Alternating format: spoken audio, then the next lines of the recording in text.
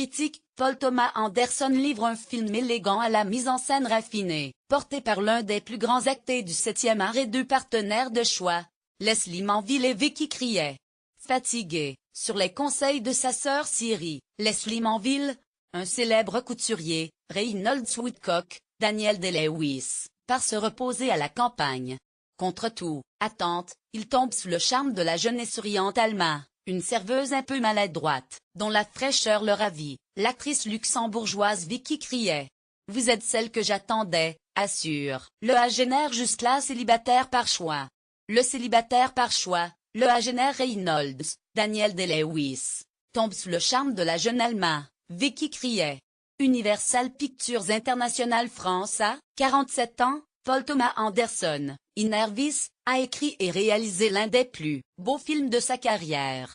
Fantôme Thread est magnifique à regarder tant pour les figures, qu'il dessine d'une main habile que pour l'interprétation magistrale des comédiens et la réalisation extrêmement raffinée. Le sujet s'y prête. L'histoire se déroule à Londres dans les années 1950. Reynolds, Woodcock et sa sœur Cyril habillent tout le gratin de la haute société. Leur quotidien obéit à des lois érigées par le maître des lieux qui vit dans la maison, prêtée par une généreuse cliente. Égocentrique, le couturier fait tourner le monde autour de ses exigences. L'irruption d'Alma, qui espère être épousée, met à mal ses habitudes. Lire aussi, moins Daniel Day-Lewis se confie sur sa dépression et l'arrêt de sa carrière. Paul Thomas Anderson oppose deux tempéraments. Reynolds, un tyran narcissique dont le seul désir est d'être le meilleur, et Alma, douce mais déterminée à devenir indispensable auprès de son Pygmalion. Elle devra trouver sa place.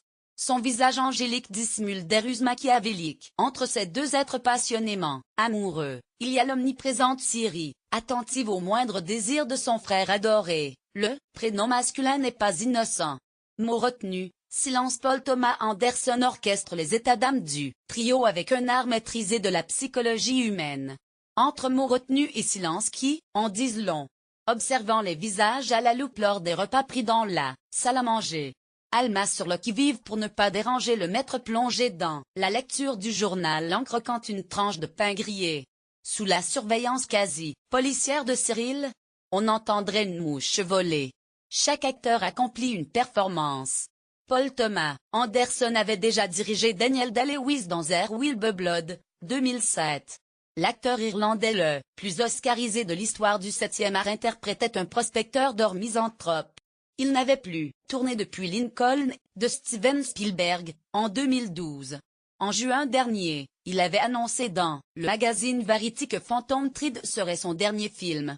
S'il tient parole, on ne le souhaite pas. Le fils du poète britannique Cecil Day-Lewis et de Rebecca Millet, la fille du dramaturge Arthur Millet, finirait en beauté.